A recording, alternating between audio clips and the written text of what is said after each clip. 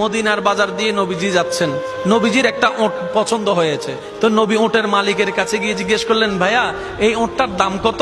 ওই দামাদামি হলো, নবী সে দামে কিনতে রাজি হলেন, কিন্তু নবীর কাছে তখন অর্থ ছিল না। তখন নবীজি ওনাকে বললেন, আপনি আমাকে ওটটা দেন, আমি এখনই গিয়ে আপনার সেই প্রাপ্যটা পাঠিয়ে দিচ্ছি। ওটের মালিক ওনাকে ওটটা দিয়ে দিলেন। আশেপাশে যারা ওটের মালিক ছিল সবাই জিজ্ঞেস করতেছে, এই পাগলা, তুমি কি যাকে ওট দিয়েছো তাকে চিনো? বলে যে না। নাম জানো? বলে যে না। পরিচয় জানো? বলে যে না। ঠিকানা জানো?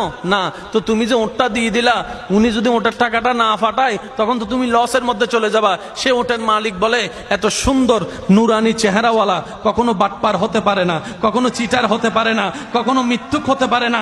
ওনার চেহারা দেখেই তো আমি ওট বিক্রি করার আগে মনটাই বিক্রি করে দিয়েছি, মনটাই বিক্রি করে দিয়েছি, মনটাই বিক্রি করে দিয়েছি। তোমরা যাই বলো, আমার মন বলে উনি আসবেই আসবে, টাকাটা পাঠাবে পাঠাবে। এই কথা বলতে না বলতে কিছুক্ষণ পরে নবীজির একজন সাহাবা এসে বলছেন, একটু আগে একজনে ওট নিয়ে গিয়েছেন, কাছ থেকে ওটের মালিকটাকে একটু দেখতে চাই। উনি বলে যে আমার থেকে। তো উনি বললেন, আমাদের নবী আপনার থেকে ওটটা নিয়ে গিয়েছেন, ধরেন ওটের টাকাটাও দিয়েছেন, আপনাদের খাবার জন্য কিছু খেজুরও হাদিয়া পাঠিয়েছেন, খেজুরও হাদিয়া পাঠিয়েছেন। ওই ওটের মালিক বলে,